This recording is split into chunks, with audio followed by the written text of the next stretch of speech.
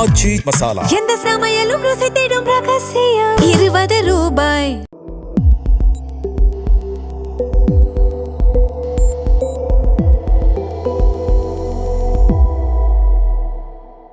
தமிழ் தடம் நேயர்களுக்கு வணக்கம். நம்மோடு உரையாட ஊடகவியலாளர் திரு கேப்ரியல் இணைந்திருக்காங்க. வாங்க பேசலாம். வணக்கம். வணக்கம். இன்று காலை 10 மணிக்கு நடிகர் ராகவா லாரன்ஸ் அவர்கள் ஒரு வீடியோ ஒன்று ரிலீஸ் பண்ணியிருந்தார்.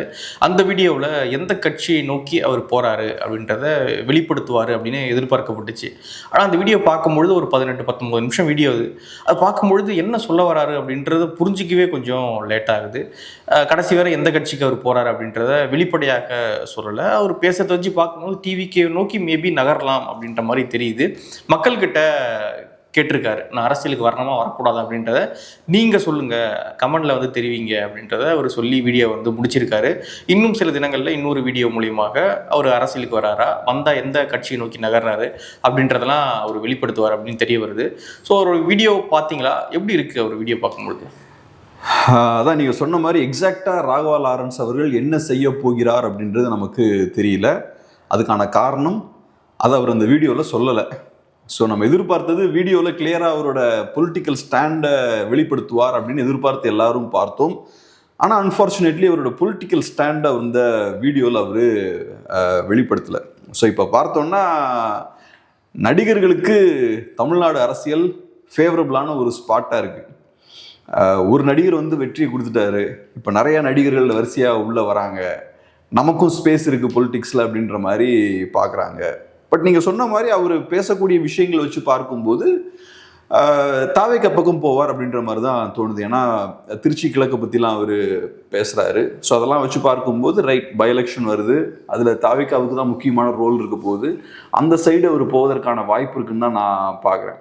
ஸோ இப்போ எலெக்ஷன்ஸ் அப்புறம் அரசியல் இந்த விஷயங்கள்லாம் பார்க்கும்போது ஒரு மாதிரி ஒரு சினிமா ரிலீஸ் பண்ணும்போது ஒரு ஹைப்லாம் கொடுப்பாங்கல்ல. நான் வந்து மைக்கேல் ஜாக்சன் அவர்கள் இறக்குறதுக்கு முன்னாடி நான் ஒரு ரொம்ப பெரிய தீவிர ரசிகனாக இருந்தேன். காலேஜ்லாம் படிக்கும்போது, ஸ்கூல் படிக்கும் போதும். அப்போ நான் ஒரு வாட்ச் பண்ணிக்கிட்டே இருந்தேன். இந்த வழக்குலலாம் மாட்டினார்ல, அதுக்கப்புறம் வெளியே வந்து ரொம்ப லோ ப்ரொஃபைல் மெயின்டைன் பண்ணார். அப்போ ஸ்லோவாக பார்த்தீங்கன்னா கொஞ்சம் கொஞ்சமாக அப்படியே மெதுவாக திருப்பி ஒரு ஹைப்பை கிரியேட் பண்ணி திஸ் இஸ் இட்னு ஒரு பெரிய ஒரு ஈவெண்ட் அனௌன்ஸ் பண்ணார். அஃப்கோர்ஸ் அந்த ஈவெண்ட் நடக்க முன்னாடி இறந்துட்டார். ஸோ மீடியாக்காரங்க என்ன பண்ணுவாங்க, இந்த செலிபிரிட்டிஸ் என்ன பண்ணுவாங்க, அப்படி ஸ்லோவாக ஒரு ஹைப் பில்ட் பண்ணுவாங்கல்ல. இப்போ அந்த மாதிரி அரசியலும் பண்ண ஆரம்பிச்சிட்டாங்க. சில நாட்களுக்கு முன்னாடியே ராகவா லாரன்ஸ் அவர்கள் அரசியலுக்கு வரப்போறார் அப்படின்ற மாதிரியான நியூஸ்லாம் ஸ்ப்ரெட் ஆக ஆரம்பிக்குது. அப்புறம் இன்னைக்கு பார்த்தோன்னா இன்னொரு வீடியோ போடுறாரு, இதுலேயும் ஒரு சஸ்பென்ஸ் வச்சு பேசுறாரு. இப்போ எக்ஸாக்டாக என்ன பண்ண போறேன்றது அவர் சொல்லலை, ஆனால் நம்மலாம் இப்போ அதை பேசிக்கிட்டு இருக்கோம். ஸோ ஒரு சின்ன ஒரு ஹைப்பை அவர் கிரியேட் பண்ணிட்டார். இனி அடுத்தது என்ன பண்ண போறேன்னு சொல்லும்போது இன்னொரு ஹைப்பை கிரியேட் பண்ணுவார். கரெக்டாக அந்த எலெக்ஷன் டைமில் பை எலெக்ஷன்ஸ் எப்போலாம் தெரியும் போது இந்த மாதிரி இன்னொரு ஹைப் கொடுக்கும்போது அது இன்னும் கொஞ்சம் கூட பெரிய இம்பேக்டை ஏற்படுத்தும். ஸோ இப்போ அரசியல்ன்றது மக்களுக்கு தேவையான விஷயங்கள் பண்ணணும், மக்கள் பிரச்சனைகளை பேசணும், மக்களோட எதிர்காலத்தை நோக்கி சிந்திக்கணும். அதெல்லாம் தாண்டி இன்னைக்கு ஒரு ஸ்டேஜ் இவெண்ட்டை மேனேஜ் பண்ணுற மாதிரி மேனேஜ் பண்ண ஆரம்பிச்சிட்டாங்க. சினிமாக்காரங்க ஃபுல்லாக வந்திருக்காங்க, அவங்க பேசக்கூடிய அரசியலே ரொம்ப டிஃப்ரெண்ட்டாக இருக்குது. ராகவா லாரன்ஸ் அவர்கள் அரசியல் அணுகக்கூடிய விதம் ரொம்ப டிஃப்ரெண்ட்டாக இருக்குது. விஜய் அவர்கள் அரசியல் அணுகக்கூடிய விதமும் ரொம்ப டிஃப்ரெண்ட்டாக தான் இருக்குது. மக்கள் பிரச்சனைகள் எதுவும் பேசல, நம்ம மக்கள் அரசியலை பார்க்குறதும் ரொம்ப டிஃப்ரெண்ட்டாக இருக்குது. எனக்கு அதுதான் கடுப்பாக இருக்குது. இப்போ சில நாட்களுக்கு முன்னாடி நீங்கள் லீவில் இருந்தப்ப ஒரு டீ கடையில் இருக்கும்போது ஒருத்தர் பேசிகிட்டு இருக்கார், விஜய் அவர்கள் நினச்சா எனக்கு ரொம்ப வருத்தமாக இருக்குது, இந்த திமுககாரங்களாம் அவர் என்ன பண்ணுவாங்கன்னு எனக்கு தெரில அப்படின்னு. நான் யோசிக்கிறேன், நீ என்னடா விஜய் அவர்களை பார்த்து வருத்தப்பட்டு இருக்க, உன் நிலைமையை பார்த்து நீ கொஞ்சம் வருத்தப்படுறா. அவரு பெரிய பெரிய காரில் போயிட்டு இருக்காரு, மாளிகைகளில் இருக்காரு. நம்ம ஆளுங்க மைண்ட் எப்படி இருக்கு பாருங்களேன். யாரை பார்த்து யார் வருத்தப்படுறது, கவலைப்படுறது? அவர் ஹீஸ் லிவிங் ஹிஸ் லைஃப், அவர் டாப்ல இருக்காரு. நீ கவலைப்பட வேண்டியது ஒன்றை பற்றி தான். ஸோ இவங்க அரசியல் எப்படி பார்க்குறாங்கன்னா, விஜய் அவர்களை பாதுகாக்கிறது அரசியல்னு நினைக்கிறாங்க. விஜய் அவர்களை ஜெயிக்க வச்சிடணும், விஜய் அவர்களை யாரும் எதுவும் பண்ணாமல் பாதுகாத்துடணும். உனக்காக தான் அரசியல் இருக்கு. உனக்கு என்ன வேணும், உனக்கு என்ன சர்வீஸை கொடுக்கணும், அவங்கெல்லாம் உனக்கு வேலை செய்யணும், அதுதான் அரசியல். நமக்காக விஜய் ஒர்க் பண்ணிட்டு இருக்காரு அப்படின்றத மறந்து விஜய்க்காக நம்ம இருக்கிறோம். அரசியலை இப்படி பாக்குறாங்க. நம்மளால உட்காந்து பேசும்போது எனக்கு சில சமயம் என்ன நடக்குதுன்னு எனக்கு புரிய மாட்டேங்குது. விஜய் அவர்கள் நினைச்சா ரொம்ப பாவமா இருக்கு, அவர் திமுககாரங்க என்ன பண்ணிடுவாங்கன்னு எனக்கு தெரியல. ஒன்னு நினைச்சு பாவப்படியா? உட்காந்து கேஸ் விலை ஏறிட்டு இருக்கு, அங்கே கடையை வச்சு நீ கஷ்டப்பட்டு உட்காந்துக்கிட்டு இருக்க, அதை விட்டுக்கிட்டு நீ யாரை பார்த்து பாவப்பட்டு இருக்க? உனக்கு சேவிங்ஸ் கிடையாது, ஏகப்பட்ட கடன் இருக்கு. ஸோ அதனால நம்ம மக்கள் அரசியலை பார்க்குற விதமும் நமக்கு ஆச்சரியமா இருக்கு. சினிமாக்காரங்க அரசியலை பார்க்குற விதமும் ஆச்சரியமா இருக்கு. வந்து அசால்ட்டா ஸ்கோர் பண்ணிட்டும் போறாங்க. அரசியல்ல வந்து மக்கள் பிரச்சனைகள் எதுவும் பேசாம ஸ்கோர் பண்ணிட்டு போறாங்க. இப்ப ராகவா லாரன்ஸுக்கு என்ன அரசியல் இருக்கு? இது வரைக்கும் நான் பார்த்த அளவு ஜல்லிக்கட்டுல அவர் ஆக்டிவா இருந்து நான் பார்த்தேன். ஆனா அவரோட பொலிட்டிக்ஸ் என்ன? அவரோட பொலிட்டிக்ஸ்னு எதுவும் கிடையாது. நிறைய ரஜினி கூட சேருவார் அப்படின்னு எதிர்பார்க்கப்பட்டுச்சு. ரஜினி கட்சியில தான் சேர அவர் ஐடியா இருந்துச்சுன்னு சொல்றாரு. இப்போ ரஜினி வந்து விலகினதுனால சேர முடியல. ஆமா, இதுதான் அரசியல் செயல்பாடு. ரஜினி அவர்கள் அரசியல் கட்சி ஆரம்பிப்பார்னு எதிர்பார்க்கப்பட்டது. ரஜினி அவர்கள் அரசியல் கட்சி ஆரம்பிச்சாருன்னா ராகவா லாரன்ஸ் அவர்கள் அங்க போய் சேருவார்னு எதிர்பார்க்கப்பட்டது. ஆனா ரஜினி அவர்கள் கட்சி ஆரம்பிக்காதனால ராகவா லாரன்ஸ் அவர்களால் அந்த கட்சியில போய் சேர முடியல. இதுதான் அரசியல். அதனால இப்பொழுது விஜய் பக்கம் திரும்பி இருக்காங்க. சூப்பர். இப்ப என்னன்னா, நம்ம நாட்டில் நிறைய பேர் பேசும்போது என்ன நினச்சிட்டு இருக்காங்கன்னா, ராகவா லாரன்ஸ் பண்ணுறது இருக்கு இல்லையா, இந்த ஃப்ரீயாக ஏதாவது பண்ணி கொடுக்குறது, மக்களுக்கு ஹெல்ப் பண்ணுறது, நான் மக்களுக்கு நல்லது பண்ண விரும்பக்கூடிய ஆள், அது அரசியல் கிடையாது. அது பேர் சோஷியல் சர்வீஸ். சோஷியல் சர்வீஸ்ன்றது பார்த்தா என் அம்மாவும் பண்ணுவாங்க, நம்ம பக்கத்து வீட்டு தாத்தா பண்ணுவார், ஊரில் நிறைய பேர் பார்த்தோன்னா சோஷியல் சர்வீஸ் பண்ணுவாங்க. நம்ம ஃபேமிலியிலலாம் சோஷியல் சர்வீஸ் பண்ணுவாங்க. அஃப்கோர்ஸ் நம்ம ராகவா லாரன்ஸ் அளவுக்கு பெருசாக பண்ணலனாலும் ஒரு 4 பேரை படிக்க வைக்கிறது, முடிஞ்ச அளவுக்கு செய்கிறது, ஏதாவது ஒரு பிரச்சனை வந்ததுன்னா அது கொஞ்சம் டொனேட் பண்ணுறது, இதெல்லாம் சோஷியல் சர்வீஸ். சோஷியல் சர்வீஸ் வேற, பொலிட்டிக்ஸ் வேற. இந்த டிஃப்ரென்சியேஷனை மக்கள் முதல்ல கிளியராக புரிஞ்சுக்கணும். சோஷியல் சர்வீஸ் பண்ணுற ஒருத்தனை பொலிட்டீஷியன் நீங்கள் நினச்சிக்க கூடாது. பொலிட்டீஷியனோட ரோலே டிஃப்ரெண்ட். சோஷியல் சர்வீஸ் பண்ணுறத ஒரு என்ஜிஓ பண்ணலாம். சோஷியல் சர்வீஸ் பண்ணுறதுக்கு ஒரு பொலிட்டிக்கல் பார்ட்டியோ ஒரு பொலிட்டிக்கல் லீடரோ தேவை கிடையாது. ஸோ அதனால நீங்கள் ஒரு பொலிட்டிக்கல் லீடரை சூஸ் பண்ணும்போது கரெக்டான ஆளை பார்த்து நீங்கள் சூஸ் பண்ணணும். ஸோ நீங்கள் பொலிட்டிக்கல் லீடரை சூஸ் பண்ணுற நேரத்தில் நான் சோஷியல் சர்வீஸ் பண்ணியிருக்கேன், என்ன நீங்கள் லீடராக ஏற்றுக்கோன்னு சொல்லிட்டு வராருன்னா உங்களுக்கு தெரியணும், நீங்கள் ஒரு பொலிட்டிஷியனுக்கான மெட்டீரியலில் நான் தேடிட்டு இருக்கிறது பொலிட்டிஷியன். இப்போ ஒரு சிஇஓ உட்காந்து ஆட்கள் எடுக்கிறார், சிஇஓக்கான ஒரு கேண்டிடேட்டை சூஸ் பண்ண முயற்சி பண்ணும்போது ஒருத்தர் நான் நல்லா உழைக்கிறேன் அப்படின்னு சொன்னால் அவரை சூஸ் பண்ண மாட்டார்ல. நீ நல்லா உழைக்கிறேன்னா நீ ஃபேக்ட்ரியில் கூட ஒர்க் பண்ணலாம், எங்கே வேணாலும் ஒர்க் பண்ணலாம். ஆனால் ஒரு சிஇஓவுக்கு ஒருத்தனை சூஸ் பண்ணணும்னா அவன் நல்லா உழைச்சா மட்டும் பத்தாது, அதை தாண்டி அவனுக்கு விஷன் இருக்கணும், ஸ்ட்ராட்டஜி இருக்கணும், அவனுக்கு மார்க்கெட்டிங், சேல்ஸ், நிறைய விஷயங்கள் பற்றி தெரிஞ்சிருக்கணும். ஸோ டிஃப்ரெண்ட்டான ஒரு ஆளாக இருக்கணும். அப்போ அந்த மாதிரியான ஒரு விஷன் இருக்கக்கூடிய ஒரு ஆளை தான் சூஸ் பண்ணுவாங்க. இதுவும் அதே மாதிரி தான். ஸோ மக்கள் இப்போ ஒரு எம்எல்ஏவை சூஸ் பண்ணுற ப்ராசஸில் இருக்காங்கன்னா முதல்ல அந்த புரிதல் உங்களுக்கு வேணும். நம்ம யாரை சூஸ் பண்ணணும், இங்கே நமக்கு அந்த புரிதலே கிடையாது. அதுதான் இப்போ பெரிய சிக்கல். இப்போ நான் காலேஜ்லாம் படிக்கும்போது அப்போ இங்கே என்சிபிஎஸ்னு ஒரு புக் உண்டு, நியூ செஞ்சுரி புக் ஹவுஸ்னு கோயம்புத்தூரில் அப்போ ஒரு புக் ஷாப் உண்டு. இங்கேயும் இருக்குது, சென்னையிலையும் இருக்குது, என்சிபிஎச் இருக்குது, நிறைய இடங்கள்ல இருக்கும்னு நினைக்கிறேன். சிபிஐயோட பப்ளிஷிங் ஹவுஸ் அது, புக் ஸ்டோர்ஸும் நிறையா வச்சுருப்பாங்க. இது நான் சொல்கிறது ஒரு அரௌண்ட் ஒரு 15 இயர்ஸ் இருக்கும்.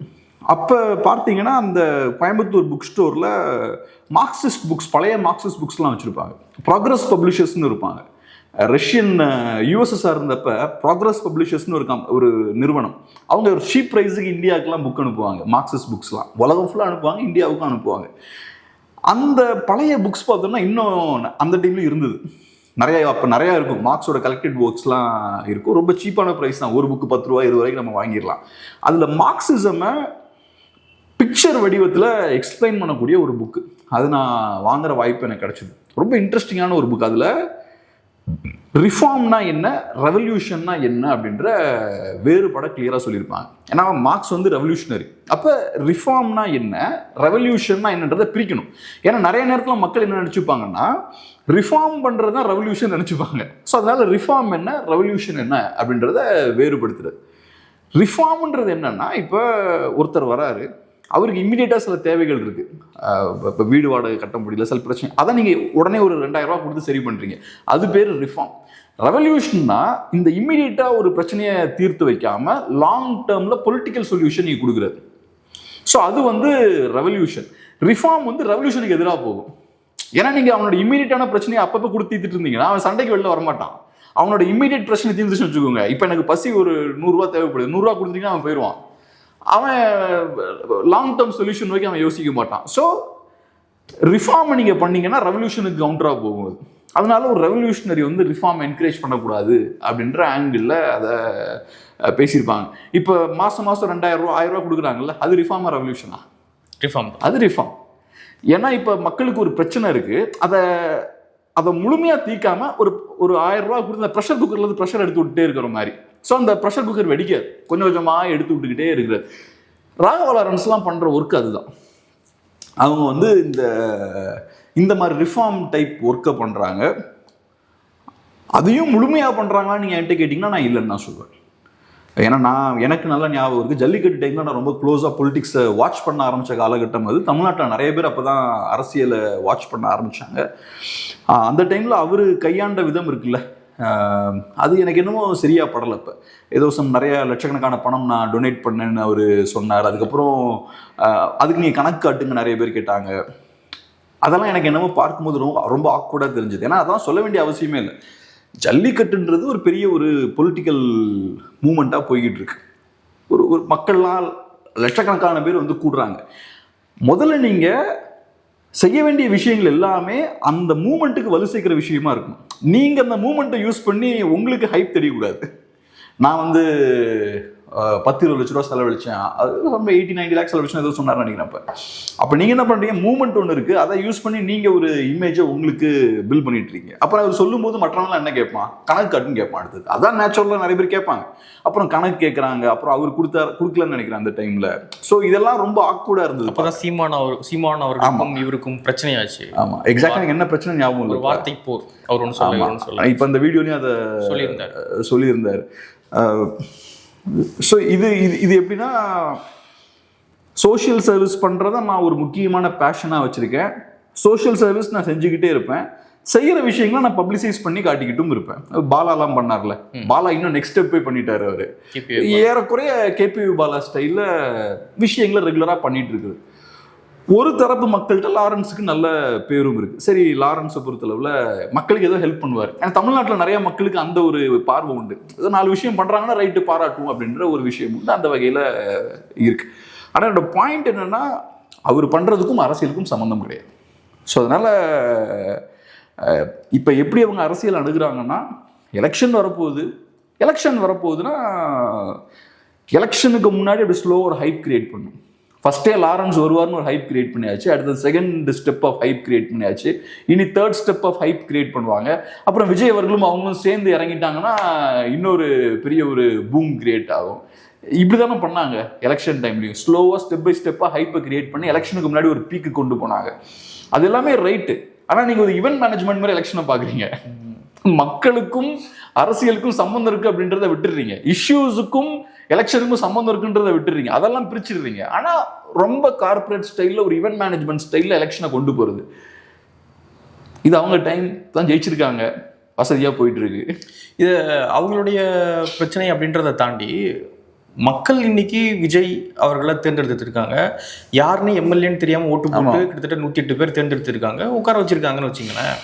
அப்படி இருக்கும்பொழுது வெளியிருந்து பார்க்கக்கூடியவங்களுக்கு என்ன தோணும், அப்போது நம்மளும் என்ஜிஓ போல சில விஷயங்கள் பண்ணிட்டு தான் இருக்கும், அப்போ நம்ம உள்ளே போனால் கூட ஜெயிச்சிடலாம் போலயே, நம்மளுக்கு வந்து பொருள் முதல்வாதம் அப்படின்னா என்னன்னு தெரிய வேண்டிய அவசியம் கிடையாது, தமிழ் தேசியம் என்னன்னு தெரிய வேண்டாம், திராவிடம்னா பெரியார் என்னன்னு தெரிய வேண்டிய அவசியம் கிடையாது, 2 என்ஜிஓ போல 2 வேலையை செஞ்சு உள்ள போனாலும் ஜெயிச்சிடலாம் போலயே, அது செய்யாம கூட பல பேர் ஜெயிச்சிருக்காங்க, அப்படி இருக்கும்போது நம்ம ஜெயிச்சிடலாம் போலயே அப்படின்ற ஒரு எண்ணம் தானே இருக்கும். அப்போ மக்கள் எண்ணத்தை தேர்ந்தெடுக்கிறாங்களோ அப்படியான ஆட்கள் தானே வெளியே வந்துகிட்டு இருப்பாங்க, அப்படியான ஆட்கள் தானே சமூகத்துல இருந்து நானும் தலைவன் வெளியே வந்துகிட்டு இருப்பாங்க. அப்போ மக்கள்கிட்டையும் இங்க பிரச்சனை இருக்குல்லன்ற. கண்டிப்பா மக்கள்கிட்ட பிரச்சனை இருக்கு. இப்ப மக்கள் தெளிவடைஞ்சிட்டாங்கன்னா அந்த தெளிவடைந்த மக்களை லீட் பண்ணக்கூடிய ஆட்களும் தெளிவான ஆட்களாக தான் இருப்பாங்க. இப்போ மக்கள் தெளிவாக இல்லை, மக்களோட அரசியல் புரிதல் கம்மியாக இருக்குன்னா மக்கள் தேர்ந்தெடுக்கக்கூடிய அரசியல் தலைவர்களும் பலவீனமானவர்களாக தான் இருப்பாங்க, பெரிய புரிதலாக தான் இருப்பாங்க. இதெல்லாம் காரணமே என்னன்னா, இந்த லாஸ்ட் 30 இயர்ஸில் தமிழ்நாட்டு மக்கள் பொலிட்டிக்கல் ஆகிட்டாங்க. ஸ்கூல்ஸ் காலேஜஸ்ல இருந்து அரசியலை வெளியேற்றிட்டீங்க, ஒழுங்கான அரசியலை டிஸ்கஸ் பண்ணுறதே கிடையாது. இவங்க மீடியாவில் டிஸ்கஸ் பண்ணுற பொலிட்டிக்ஸே பார்த்தோன்னா இந்த கட்சி உடஞ்சுதா, இவர் அங்கே போனாரா, அவர் இங்கே வந்தாரா, இதுதான் இவங்களோட அரசியல். அதை தாண்டி இஷ்யூ பேஸ்டாக பேசுகிறதே கிடையாது. இஷ்யூ பேஸ்டாக பேசினா தான் ஐடியாலஜி வரும். இஷ்யூ பேஸ்டாக பேசும்போது தான் பொலிட்டிக்கல் ஸ்டாண்ட் இதெல்லாம் உள்ள வரும். இஷ்யூ பேஸ்டாக பொலிட்டிக்ஸை டீல் பண்ணுறதே கிடையாது. 2 திராவிட கட்சிகளும் திட்டமிட்டு இந்த விஷயங்களெல்லாம் பேசாமல், ஏன்னா இதெல்லாம் பேசினா மக்கள் உங்களை நோக்கியும் கேட்பாங்கல்ல, ஸோ இதெல்லாம் பேசாமல் சைலண்ட்டாக ஓரம் கட்டிக்கிட்டே இருந்தாங்க. ஏன்னா அவங்கள பொறுத்தளவில் மக்களுக்கு அரசியல் புரிதல் இல்லாமல் இருக்க வரைக்கும் நல்லது. அரசியல் புரிதல் ஏற்பட்டால் என்ன கேள்வி கேட்பாங்க. ஸோ என்ன கேள்வி கேட்காம இருக்கணும்னா அவங்களை பொலிட்டிக்கல் ஆக்கணும். அப்புறம் வசதிக்கு ஏற்ற மாதிரி பொலிட்டிக்கல் ஆக்கிக்கிட்டே இருந்தாங்க. ஒரு 30 இயர்ஸ் பொலிட்டிக்கல் ஆக்கியாச்சு. அப்புறம் ஒரு பாயிண்ட்ல உங்களை விட பொலிட்டிக்கலான ஒரு குரூப் இப்போ அரசியலுக்குள்ள வந்துட்டாங்க. தாவேக்கா உள்ள வராங்க, அவங்க லீடர் உள்ள வராரு, விஜய்ன்றவர் வராரு. அப்புறம் உங்களை தூக்கி போட்டுட்டு உங்களை விட இன்னும் ரொம்ப தட்டையான அரசியல் பேசக்கூடிய ஒரு கட்சி பின்னாடி போயிட்டாங்க. இப்போ நீங்க சொல்றீங்க அது அரசியலே இல்லை, நாங்க தான் அரசியல்லாம் பேசுறோம்னு. பட் அன்ஃபார்ச்சுனேட்லி மக்களை பொறுத்தளவு நீங்கள் அந்த லெவலுக்கு மக்களை கொண்டு போயிட்டீங்க. ஸோ அவங்க லெவலுக்கு ஏற்ற மாதிரியான ஒரு லீடரை இப்போ அவங்க சூஸ் பண்ணிட்டாங்க. ஆனால் அடுத்து என்ன நடக்கும்னா, மக்கள் தேர்வு பண்ண இந்த கட்சி இருக்கு பாருங்க, இந்த கட்சியின் தலைமை இருக்கு பாருங்க, அவங்கனால மக்களுக்கு நிறைய பிரச்சனைகள் வர நாட்கள்ல. அப்புறம் அதிலிருந்து மக்கள் அரசியல் மயப்பட ஆரம்பிப்பாங்க. ஒன்ஸ் பிரச்சனைகள் வர ஆரம்பிச்சதுன்னா மக்கள் அரசியல் மயப்பட ஆரம்பிச்சிருவாங்க. இன்னைக்கு நான் பார்க்குறேன், நியூஸ்ல பார்க்குறேன், சேலம் நினைக்கிறேன். நான் இப்போ இந்த வீடியோ பண்ணுறதுக்கு முன்னாடி தான் அதை பார்க்குறேன். நெக்ஸ்ட் அது இன்னும் டீட்டெயிலாக பேசலாம். ஒரு தாவேக்கா நிர்வாகி 50க்கும் மேற்பட்ட பெண்களோட வீடியோஸ்லாம் அவர் ஃபோனில் எடுத்து வச்சிருக்காராம். ஏறக்குறைய பொள்ளாச்சி ஸ்டைலில் மிரட்டியிருக்கார். மிரட்டி நிறையா பெண்களை செக்ஷுவலாக அவர் யூஸ் பண்ணியிருக்கார். இந்த விஷயம் நடந்திருக்கு. அவர் மேலே ஏகப்பட்ட கிரிமினல் கேசஸ் இருக்கான். அப்போ இது ஒன்றும் கோஇன்சிடென்ஸே இல்லையே. மோசமான ஒரு மனிதன் ஒரு கட்சிக்கு வரான், மோசமான காரியத்தை பண்றான், அவன் பண்ற காரியத்தால நீங்க பாதிக்கப்படுறீங்க. ஸோ அவன் பொலிட்டிக்கல் பவரை எங்க யூஸ் பண்றான், மக்களுக்கு எதிராக யூஸ் பண்றான். அதே தான் அந்த 2 தாவேக்கா நிர்வாகிகள் ஒரு பெண்ணுக்கு வேலை வாங்கி தரன்னு கூட்டிட்டு போய் அவங்ககிட்ட தப்பா நடந்தது. அதுவும் என்ன, அவனுக்கு எங்க இருந்து இவ்வளவு தைரியம் வருது, இவ்வளவு காரியத்தை பண்றது அவனுக்கு எங்க இருந்து தைரியம் வருது? அவன் நம்ம பிடிபடுவோம்லாம் அவன் பண்ணல, அவன் தைரியமா பண்றான். அவன் எங்க இருந்து தைரியம் வருது? எஸ்கேப் ஆயிடுவான். ஆமா, எஸ்கேப் ஆயிடும்ன்ற தைரியம் வருது, நம்ம ஆட்சி தான் இருக்குன்ற தைரியம் வருது. ஸோ இதில் தான் அவன் பண்றான். இந்த மாதிரியான பிரச்சனைகள் வரும்போது மக்களுக்கு புரியும், நம்ம என்னமோ எதிர்பார்த்தோமே இப்போ நடக்கிறது பார்த்தா என்னெல்லாமோ நடக்குது அப்படின்றத போக போக தான் பார்ப்பாங்க. ஸோ அதனால தான் சொல்றது, ஒரு கட்சிக்கு ஐடியாலஜி வேணும், ஒரு கட்சிக்கு அரசியல் செயல்பாடு வேணும். அதெல்லாம் பார்த்து இன்ஸ்பயர் ஆகி ஒருத்தன் வரணும். அதெல்லாம் இல்லாம வெறுமனே யாருக்கெல்லாம் அதிகமான ஃபாலோவர்ஸ் இருக்காங்க, யாருக்கு பெரிய ஃபேம் இருக்கு, அவங்களுக்கு நல்ல வாய்ப்பு கிடைக்கும் அப்படின்னா அப்புறம் ஒருத்தனும் நீங்கள் சொன்ன மாதிரி தான் அரசியலுக்கு வரணும்னு பிளான் பண்ணியாச்சுன்னா உடனே ஒரு 100 பேருக்கு சாப்பாடு போடு, அப்புறம் ஒரு 100 பேருக்கு நோட் புக்ஸ்லாம் வாங்கி கொடு, அப்புறம் அதை எடுத்துக்கிட்டு ஒரு 4-5 ரீல்ஸை போடு. ஆமா, ரீல்ஸை போட்டு அப்புறம் டாட்டா காட்டிக்கிட்டு நானும் உருவாயிட்டேன்டா அரசியல்வாதின்னு வர வேண்டியதுதான். ஆனால் நீங்க அரசியல்வாதியா இருக்கணும்னா சில கண்டிஷன் செட் பண்ணணும். அதுக்கு ரூல்ஸா நீங்க போடணும் அவசியம் இல்லை. ஏன் கட்சி மக்களுக்காக நிற்கும், களத்துல போய் நிற்கும், இங்க இருக்கக்கூடிய ஒடுக்குமுறைகளுக்கு எதிராக போய் நிற்கும், மக்கள் பிரச்சனைகள் எங்கெங்கெல்லாம் இருக்கும் அங்க போய் நிற்கும். அப்ப அந்த இடத்துக்கு வந்தாதான் நீ ஒரு தலைவனாக முடியும். மக்கள் பிரச்சனைக்காக நீ வந்தாதான் நீ தலைவனாக முடியுன்ற கண்டிஷனை போட்டீங்கன்னா கரெக்டான நாள் தான் வருவான். அந்த மாதிரியான அரசியலை நீங்க எடுக்கிறீங்கன்னா சிலுவையை சுமக்க வேண்டியிருக்கும். நீங்க மோசமானவங்களாம் வரமாட்டான். அரசியலுக்கு வந்தா ஃபேமு பணம்னா மோசமானவங்க ஃபுல்லா உள்ள வருவான், ப்ரொடெக்ஷன் அவனுக்கு. ஸோ அதனால் நீங்கள் கட்டண அரசியல் எடுத்தால் கட்டண ஆட்கள் வருவாங்க. இப்போ மக்கள் தவறான பார்ட்டியை சூஸ் பண்ணுறாங்கன்னா மக்களுக்கு கண்டிப்பாக அதனால பாதிப்பு வரும். அதை நம்ம புரிஞ்சுக்கணும். இப்போ பாருங்க, பெரிய பெரிய நிறுவனங்கள்லாம் தமிழ்நாட்டை விட்டு வெளில போகுதுன்றாங்க. தவறான முடிவு எடுத்தீங்கன்னா வரதான் செய்யும். நீங்கள் திமுகவை விட பெட்டரான ஒரு பார்ட்டியை சூஸ் பண்ணியிருந்தீங்கன்னா திமுகவை விட பெட்டராக அவங்க பெரிய பெரிய நிறுவனங்கள்லாம் கொண்டு வந்திருப்பாங்க. திமுகவை விட நீங்கள் மோசமான ஒரு கட்சியை நீங்கள் தேர்வு செய்யும் போது இருக்கிறதும் போகுது. அதே மாதிரி இப்போ லா அண்ட் ஆர்டர் சிச்சுவேஷன் மோசமாக இருக்கு. சிங்கப்பெண் திட்டம், சிங்கப்பெண் அதிரடி படைன்றீங்க, அதெல்லாம் இருந்தும் இப்போ இந்த மாதிரி சம்பவங்கள் நடந்துட்டு இருக்கு. இதில் என்ன பெரிய மோசமான விஷயம்னா, அந்த சம்பவம் நடக்குது, அந்த வீடியோஸ்லாம் எடுத்து போலீஸுக்கு அனுப்புறாங்க, ஆக்ஷன் பெருசாக எடுக்கல. அங்கே தான் பிரச்சனை இருக்கீங்க. ஸோ அப்போ ஏன் அந்த நபரை எல்லாம் காப்பாற்றணும்? அதை நம்ம டீட்டெயிலாக பேசுவோம். நெக்ஸ்ட் இன்னொரு இதில் பேசுவோம். அதை கரெக்டாக ஃபுல்லாக இன்னும் கொஞ்சம் கூட ஸ்டடி பண்ணிட்டு பேசினா இன்னும் பெட்டராக இருக்கும். ஓகே, எம்ஜிஆர் அரசியலுக்குள்ளே வந்தார், அவர் ஜெயிச்சார். அதன் பிறகு நிறைய நடிகர்கள் அரசியலுக்குள்ளே வந்தாங்க, அவங்க எல்லாம் ஃபெயிலியர். அதன் பிறகு கொஞ்சம் ஸ்டாப் ஆச்சு, ஆஹா இது வேலைக்காவது போலியே அப்படின்னு சொல்லிட்டு ஸ்டாப் பண்ணாங்க. அப்புறம் கடைசியாக ரஜினி வரேன் அப்படின்னு சொன்னார், அவருமே பின்வாங்கினார். கமல்ஹாசன் வந்தார், அவரும் தோல்வி அடைஞ்சார். விஜய் வந்தார், வெற்றி அடைஞ்சிருக்காரு. ரொம்ப பெரிய ஒரு பல டிக்கெட்ஸ் கிடைச்சது, அவர் வந்தார், வெற்றி அடைஞ்சிருக்காரு. இப்போ திரும்ப அந்த ஃபார்முலா வந்து வருதா? நடிகர்கள் ஃபுல்லாக அரசியல் வர்றது, நானும் வரேன் 10 பேருக்கு தெரிஞ்சா போதுமானது, நானும் வரேன் அப்படின்னு சொல்லிட்டு ஒன்றுமே அரசியல் பற்றியான எந்த புரிதலும் இல்லாமல், தமிழ்நாட்டினுடைய வரலாறு பற்றி, இங்கே நடக்கக்கூடிய போராட்டங்கள் பற்றி, மக்களுடைய பிரச்சனைகள் பற்றி எதுவுமே தெரியாமல், என்ன 10 பேருக்கு தெரியும், நான் என்ஜிஓ பேர் 2 வேலை செஞ்சுருக்கேன், போதுமானது, ஒருத்தர் ஜெயிச்சிருக்காரு, ஸோ அவர் வழியை பின்பற்றி நானும் வந்துடுறேன் அப்படின்னு நிறைய நடிகர்கள் இப்போ உள்ள வருவதற்கான வேலைகள் பார்த்துக்கிட்டு இருக்காங்களா? எப்படி பார்க்குறீங்க இது? அதான் இப்போ என்னென்னா, அதான் நடிகர்களுக்கும் நமக்குள்ள டிஃப்ரென்ஸு. நடிகர்களை பொறுத்தளவில் கிளாமர் சாங் வச்சா படம் நல்லா ஓடுனா கிளாமர் சாங் வைப்பாங்க, இல்லை சென்டிமெண்ட்டான படங்கள் எடுத்தால் ஓடுனா சென்டிமெண்ட்டான படங்கள்லாம் எடுப்பாங்க, இல்லை ஆக்ஷன் படம் தான் ஓடுனா ஆக்ஷன் படம் எடுப்பாங்க. அவங்களுக்குன்னு ஒரு கொள்கையும் கிடையாது, ஒன்றும் கிடையாது. எது மார்க்கெட்டில் கமர்ஷியலாக செல் ஆகுமோ அந்த விஷயத்த பண்ணுவாங்க. அதை தாண்டி அவங்களுக்குன்னு பர்சனலாக ஒப்பீனியன்லாம் எதுவும் இருக்காது, இப்படி தான் படம் இருக்கணுன்ற பெரிய வியூவெலாம் இருக்காது. நான் சொல்கிறது ஒரு 95% கமர்ஷியல் ஆர்டிஸ்ட்டுகளுக்கு சொல்கிறேன். அஃப்கோர்ஸ் பெரிய பெரிய மாஸ்டர்ஸ் இருக்காங்க, பெரிய பெரிய லெஜண்ட்ஸ் இருக்காங்க, அவங்களுக்கு கிளியர் கட்டான பார்வை இருக்கும். பட் மோஸ்ட்லி கமர்ஷியல் சினிமா எடுத்துக்கிட்டிங்கன்னா எது செல் ஆகுதோ அதை அவங்க செய்வாங்க, அவ்வளோதான். கமர்ஷியலான ஒரு கிளாமரான மூவிஸுக்கு மார்க்கெட் இருக்குன்னா பட்டுன்னு அதை எடுத்து அடிச்சு தள்ளி தூக்கி போட்டே இருப்பாங்க. அப்புறம் அதே ஆட்கள் என்ன பண்ணுவாங்க, அடுத்தது பக்தி படமும் எடுப்பாங்க. பக்தி படத்துக்கு இப்போ ஒரு மார்க்கெட் இருக்குன்னா அதுவும் அடுத்தது எடுப்பாங்க. ஸோ இவங்களுக்குன்னு ஒரு குணம் இயல்பெல்லாம் கிடையாது. ஒரு இடத்துல மார்க்கெட் இருக்குன்னா அது பின்னாடி இவங்க ஓடுவாங்க. அதனால தான் நான் சொல்ல வரேன், நமக்குன்னு ஒரு பொலிட்டிக்ஸ் இருக்கும். பொலிட்டிக்கல் ஸ்ட்ராங்கான பொலிட்டிக்கல் வியூஸ் இருக்கக்கூடிய ஒரு நிகழ்ச்சி அப்படி போக மாட்டான். அவன் எனக்கு இந்த அரசியல் தான் என்னோட அரசியல்னா அது வீழ்ந்தாலும் சரி எழுந்தாலும் சரி அங்கே தான் நிற்கணும். இல்லை எனக்கே புரிதல் ஏற்பட்டு என் அரசியல் நிலைப்பாட்டில் ஒரு மாற்றம் ஏற்படுதுன்னா அது வேற. ஆனால் நான் இன்னைக்கு ஒரு அரசியல் இருக்கேன், ஆனால் இன்னொரு அரசியல் ஜெயிக்குது, உடனே தூக்கி போட்டு ஜெயிக்கிற அரசியல் பண்ணி ஓடுறது. அப்போ எனக்கு பொலிட்டிக்கல் வியூஸ்ன்னு ஒன்றும் கிடையாது. யார் ஜெயிக்கிறாங்களோ அவங்க முன்னாடி நான் ஓடுவேன், அவ்வளோதான். நிறைய பேர் சொசைட்டியில் அப்படி தான் இருப்பாங்க, 90% அப்படி தான் இருப்பாங்க. ஏன்னா அவங்களுக்கு ஒரு ஒரு ஒரு ப்ராப்பரான ஒரு பொலிட்டிக்கல் வியூ, ஒரு ஐடியாலஜிக்கல் வியூ இருக்காது. அதனால தான் இன்னைக்கு விஜய் பக்கம் நிறைய அதிமுக நிர்வாகிகள் வந்துகிட்டு இருக்காங்க. ஆமாம், 90% அப்படி தான் இருப்பாங்க. நான் சொன்ன மாதிரி மீதி 10% பார்த்தீங்கன்னா பாஜகலையும் இருப்பாங்க, திமுகலையும் இருப்பாங்க, என்டிகேலையும் இருப்பாங்க.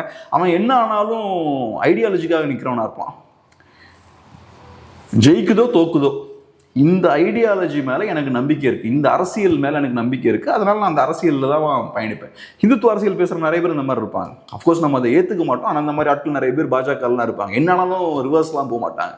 பட் இந்த குரூப் இருக்குது பாருங்க, இந்த குரூப் பொறுத்தளவில் தாவேக்காவுக்குள்ள அவங்க ஃபஸ்ட்டு போகிறதே அதுக்காக தான். தாவேக்கா ஜெயிக்கும்னு யாரும் ஃபஸ்ட்டு எதிர்பார்க்கல. பட் இருந்தாலும் தாவேக்கா ஒரு நல்ல பிளாட்ஃபார்மாக இருக்கும்னு எல்லாம் யோசிச்சாங்க. தாவேக்காவில் நம்ம ஃபஸ்ட்டு போய் நிற்கிறோன்னா நம்மளோட அரசியல் பயணத்துக்கு ஒரு முதல் படியாக அது இருக்கும், ஒரு நல்ல ஒரு ஆப்பர்ச்சுனிட்டி நம்ம கிரியேட் பண்ணி கொடுக்கும், ஒரு எக்ஸ்போஷரை கிரியேட் பண்ணி கொடுக்கும். ஸோ அந்த வாய்ப்பை நம்ம பயன்படுத்துவோம்னு எல்லாம் யோசிச்சாங்க. அதுக்கப்புறம் ஜெயிச்சதுக்கப்புறம் பார்த்தோம்னா செகண்ட் இன்னொரு லேயர் உள்ள போகிறாங்க. ஃபர்ஸ்ட் போகிற லேயர் வந்து திமுக அதிமுக இடம் கிடைக்காதவங்களாம் ஃபர்ஸ்ட் அங்கே போகிறாங்க. செகண்ட் லேயர் பார்த்தீங்கன்னா திமுக அதிமுகலாம் அங்கே போகிறாங்க. ஏன்னா இப்போ அவங்க அதிகாரத்தில் இருக்காங்க, அதிகாரத்துக்கே அவங்க வராங்கன்னா இப்போ யாருக்குள்ள அதிகாரம் தேவையோ அவங்க ஃபுல்லாக அங்கே போகிறாங்க. இப்போ ஆனால் இவ்வளோ பேர் போகும்பொழுது டிவிகேவால் அகாமடேட் பண்ண முடியுமா எல்லாருக்கும்? ஏன்னா பெரிய பெரிய ஆட்கள் போகிறாங்க, முன்னாள் அமைச்சர்கள், முன்னாள் எம்எல்ஏக்கள், முக்கியமான பிரமுகர்கள்லாம் போகும்பொழுது இவங்களை அகாமடேட் பண்ண முடியுமா டிவிகேவால் இவ்வளோ பேரை? இப்போ இப்போதைக்கு பார்த்தோம்னா ஒரு மாதிரி வாலட்டைலான சிச்சுவேஷன் தான் இருக்குது. இன்னொரு ஸ்டேட்டஸ் கோவை ரீச் பண்ணல. இங்கே ஒரு விதமான ஒரு சிஸ்டம் இருக்குது, அதை அடித்து உடைச்சாச்சு. அது சந்தோஷமான விஷயம், உள்ளபடியே சந்தோஷமான விஷயம். தாவேக்கான்ற புது கட்சி வராங்க, இப்போதான் அந்த கட்சி பவருக்கு வந்திருக்காங்க. ஒரு கட்சி புதுசாக பவருக்கு வரும்போது நிறைய ஸ்பேஸ் இருக்கும், நிறைய பேர் தேவைப்படுவாங்க. இப்போ நிறைய புது புது விஷயங்கள் அவங்க உள்ளே பண்ணிட்டு இருப்பாங்க, நமக்கு தெரியாது. ஸ்டூடெண்ட்ஸ் இவங்க எப்படி டெவலப் பண்ணலாம், தொழிலாளர் சங்கங்கள் எப்படி கட்டமைக்கலாம், களத்தில் சில விஷயங்கள் பண்ணணும், மீடியா நமக்கு சிக்கல் இருக்குது, அதை எப்படி ஹேண்டில் பண்ணலாம். ஸோ இந்த வேலைகள்லாம் பண்ணுறதுக்கு தாவேக்காவுக்கு நிறைய தேவைகள் இருக்கும். நம்ம மோஸ்ட்லி பார்க்குறது மினிஸ்டர்ஸ் எம்எல்ஏஸ் மட்டும் பார்க்குறோம், அதை தாண்டி இந்த மாதிரி ஏகப்பட்ட தேவைகள் இருக்கும். அது போக இப்போதைக்கு பார்த்தோம்னா வீக்கா நாட்கள்லாம் அந்த பெரிய பெரிய பதவிகள்லாம் இருக்காங்க. நாளைக்கு அவங்களுக்கு ரிப்ளேஸ்மெண்ட்டாகவும் புது ஆட்கள் தேவை. நெக்ஸ்ட் 5 இயர்ஸில், நெக்ஸ்ட் 3 இயர்ஸ்லையும் தேவை இருக்கலாம் லோக்சபாலையும். ஸோ அப்போ அதுக்கேற்ற மாதிரியான ஸ்பேஸும் அங்கே இருக்குது. நெக்ஸ்ட் டைம் வந்து நிறைய ரிப்ளேஸ்மெண்ட் நடக்கும், அதுக்கான ஸ்பேஸும் இருக்குது. ஸோ புதுசாக ஒரு கட்சி பவருக்கு வருதுனாலே ஏகப்பட்ட வாய்ப்புகள் அதுக்கு கிரியேட் ஆகும். என் ஃப்ரெண்ட் ஒருத்தர் தான் ஃபோன் பண்ணி என்கிட்ட பேசினார், இந்த மாதிரி தாவேக்கா ரொம்ப பகச்சிக்காத, இப்போ நிறைய ஸ்பேஸ் அங்கே உள்ளே இருக்கும், அதெல்லாம் நல்லா யூஸ் பண்ண ட்ரை பண்ணு அப்படின்னு. பழைய மீடியா ஃப்ரெண்ட், அவர் நிறைய முக்கியமான ஆங்கில தொலைக்காட்சிகள்லாம் பணியாற்றினவர். ஸோ அது உண்மை. ஆக்சுவலாக இப்போ பார்த்தோம்னா தாவேக்கானால நிறைய பேர் அகாமடேட் பண்ண முடியும். இப்போதைக்கு பிரச்சனை இருக்காது, ஆனால் ஒரு பாயிண்ட்டுக்கு அப்புறம் அகாமடேட் பண்ண முடியாது. ஆனால் எங்கே சிக்கல் வரும்னா, நீங்கள் சொல்கிற மாதிரி பெரிய பெரிய கைங்க நிறைய பேர் உள்ளே போகிறாங்கல்ல, அவங்கெல்லாம் பெரிய பெரிய விஷயங்களை எதிர்பார்ப்பாங்க. திமுக எதிர்பார்த்த அதே விஷயங்களை இங்கே எதிர்பார்ப்பாங்க. ஸோ அவங்க நிறைய பேர் இங்கே வர்றது சிக்கல்களை ஏற்படுத்தும். ஆனால் ஒரு புது கட்சி ஒன்று பெருசாக உருவாகுதுன்னா அதுக்கு நிறைய பேர் அகாமடேட் பண்ணுற ஸ்பேஸ் இருக்கும். தாவேக்காவுக்கும் வந்திருக்குன்னு தான் நினைக்கிறேன்.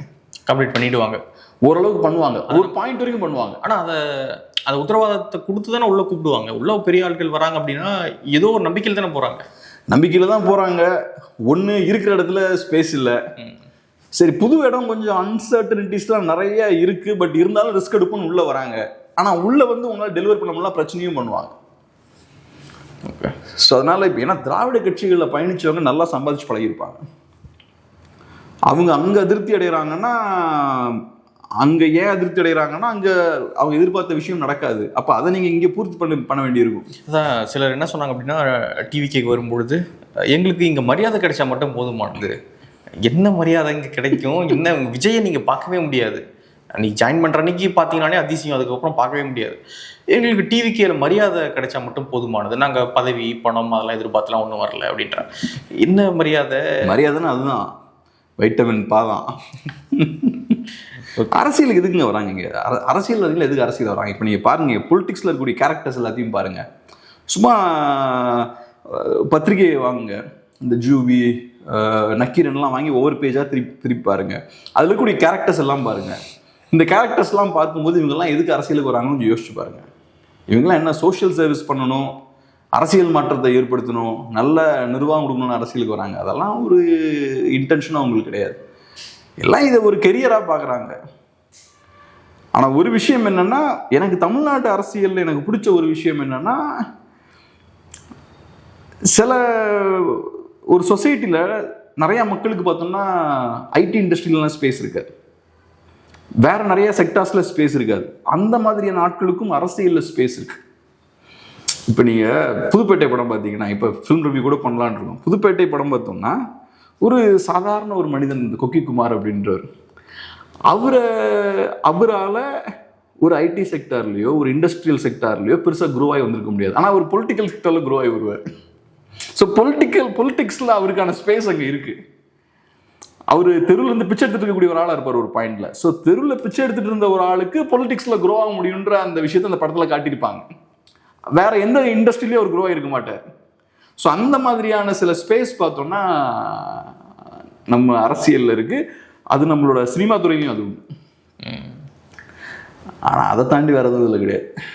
ஓகே, இப்போ லாரன்ஸனுடைய முடிவு என்னவா தான் இருக்கும்? அவருடைய முடிவினால ஒரு பெரிய மாற்றம் தமிழ்நாட்டில் ஏற்படுமா? இப்போ அவங்களுக்கு ஒரு கிளாமரஸான ஃபேஸ் தேவைங்க, அவ்வளோதாங்க, வேற எதுவுமே கிடையாது. இப்போ டிவிக்கே பொறுத்தளவு ஒரு கிளாமரஸான ஒரு ஃபேஸ் தேவை, ஒரு பெரிய ஹைப் கிரியேட் பண்ண. விஜய் அவர்களுக்கு இருக்கு அஃப்கோர்ஸ், ஆனால் அங்கே நிற்கிற வேட்பாளருக்கு இருக்கணும்ல ஒரு அட்ராக்டிவான ஒரு. இன்னைக்கு இருக்கிற பல பேர் யாருன்னே தெரியாம தான் ஓட்டு போட்டிருக்காங்க மக்கள். அப்படி இருக்கும்பொழுது இப்போ போயிட்டு அவங்க அப்படி தேடிட்டு இருப்பாங்க, ஒரு ஹைப் கிரியேட் ஆகும்ல. இப்போ லாரன்ஸ் அவர்கள் வேட்பாளராக இருக்கிறதுக்கும் சாதாரண XYZ வேட்பாளராக இருக்கிறதுக்கும் நிறைய வித்தியாசம் இருக்கு. லாரன்ஸ் அவர்களால் இப்போ ஒரு ஹைப் கிரியேட் பண்ண முடியல. இப்போ இது கேப்ரியல் இதே மாதிரி ஒரு வீடியோ போடுறேன்னு வச்சுப்போம், நான் தாவேக்காவில் எனக்கு வாய்ப்பு ஒரு வீடியோ போடுறேன்னு வச்சுப்போம், அது ஒரு பெரிய ஹைப்பை கிரியேட் பண்ணி. இப்போ லாரன்ஸ் அது கிரியேட் பண்ணுறாருல, எடுத்தோடனே வரதுக்கு முன்னாடியே அவர் ஒரு சின்ன ஒரு வேவை கிரியேட் பண்ணுறாரு, ஒரு சின்ன ஒரு அதிர்வை ஏற்படுத்துறாரு. அதுக்கப்புறம் இந்த வீடியோவை போடும்போது ரைட், அப்போ ஏதோ ஒன்று இருக்குப்பா, சும்மா ஒன்றும் புகையில, ஏதோ ஒன்று இருக்குப்பா அப்படின்ற மாதிரி இப்போ எல்லாம் பேச ஆரம்பிச்சிருக்காங்க. நாளைக்கு அப்புறம் அனௌன்ஸும் பண்ணுவார் அஃபிஷியலாக. இப்போ ஸ்டெப் பை ஸ்டெப்பாக ஒரு ஹைப் அவரால் கிரியேட் பண்ண முடியுது. அவர் ஒரு சினிமாக்காரர், அது இதுக்கு முன்னாடியும் பண்ணியிருக்காரு. ஜல்லிக்கட்டு போராட்டம் நடக்கும்போதும் அவர் சைடில் அவரை சுற்றி ஒரு ஹைப் கிரியேட் பண்ணிட்டு தான் இருந்தார். அந்த விஷயத்தை அவர் எப்பவுமே பண்ண ஆள் தான். ஸோ அப்படி இருக்கும்போது ஒரு கிளாமர் ஃபேக்டருக்கு ஒரு வேல்யூ இருக்கு. இப்போ லாரன்ஸ் நாளைக்கு கேம்பெயினுக்கு போனார்னா ஒரு கூட்டத்தை அவரால் கூட்ட முடியும், ஒரு ஒரு ஒரு ஹைப் அவரால் கிரியேட் பண்ண முடியும் பிரச்சாரம் பண்ணுற இடங்கள்ல. விஜய் வரணும் கூட அவசியம் கிடையாது பை எலெக்ஷனுக்கு. என்ன பிளான் வச்சுருக்காங்கன்னு தெரில நமக்கு. ஆனால் ஒரு ஒரு ஒரு கேம்பெயின் பாயிண்ட் ஆஃப் வியூலேருந்து பார்க்கும்போது, வெறுமனே ஓட்ஸை வாங்கணுன்ற பாயிண்ட் ஆஃப் வியூலேருந்து பார்க்கும்போது லாரன்ஸ் ஒரு நல்ல சாய்ஸ் எனக்கு தெரிஞ்சு. ஏன்னா பெஸ்ட் சாய்ஸ் அவர் இப்போ நம்ம பேசுகிற அரசியலுக்கு ஃபிட் ஆக மாட்டார், ஆனால் தாவேகோட அரசியலுக்கு பெர்ஃபெக்டாக ஃபிட் ஆவார். ஒரு நல்ல மனிதர், எல்லாருக்கும் நல்லது பண்ணுவார், அண்ணன்கிட்ட யார் என்ன போய் கேட்டாலும் இல்லைன்னு சொல்ல மாட்டார். இதெல்லாம் நம்ம ஆளுங்களோட பேசிக் எக்ஸ்பெக்டேஷன். அண்ணன்ட்ட என்ன போய் கேட்டாலும் இல்லைன்னு சொல்லவே மாட்டார், முடிஞ்சதை செஞ்சு அவர் உதவுவார். ஆக்சுவலாக நம்ம சொசைட்டி எனக்கு இதெல்லாம் பார்த்தா ரொம்ப பாவமாக இருக்கும். அதெல்லாம் எதிர்பார்க்கவே கூடாது. சினிமா இண்டஸ்ட்ரியிலேருந்து நிறைய கொஞ்சம் வயசான ஆர்டிஸ்ட்லாம் சில நேரங்களில் நலிவடைந்த நிலையில் இருப்பாங்கல்ல, அவங்களோட பேட்டிலாம் சில சமயம் பார்க்கும்போது அவர் இவ்வளோ பெரிய ஆர்டிஸ்டாக இருக்காருங்க, ஒரு சின்ன உதவி கூட பண்ண மாட்டேங்கிறாருங்க, நாங்கள்லாம் போய் அவர்கிட்ட இந்த உதவி கேட்டோங்க, அதை கூட அவர் பண்ணி தர மாட்டேன்ட்டாருங்க. அவர் பண்ணணும்னு அவசியமே கிடையாதுங்க அவருக்கு. நீங்கள் எதிர்பார்க்கவும் கூடாது. அதை நம்ம போய் இன்னொருத்தட்ட அவர் நமக்கு இதை பண்ணணும்னு எதிர்பார்க்க கூடாது. அவங்க பண்ணுறாங்கன்னா ஓகே, ஏதோ ஒன்று ஹெல்ப் பண்ணணும்னு நினச்சாங்கன்னா ஓகே. ஆனால் அதை ஒரு ரைட்டாக நம்ம எதிர்பார்க்கறது இருக்குல்ல, நம்ம போய் ஒரு தட்டு போய் ஒன்று கேட்குறது, அதுக்கப்புறம் அவங்க பண்ணுறது, அதெல்லாம் கரெக்டான விஷயமே கிடையாது. பட் அதெல்லாம் ஒரு ஒரு ஒரு ஒரு பேசிக்கான ஒரு கல்ச்சராக இங்கே டெவலப் பண்ணி வச்சுருக்கோம் நம்ம.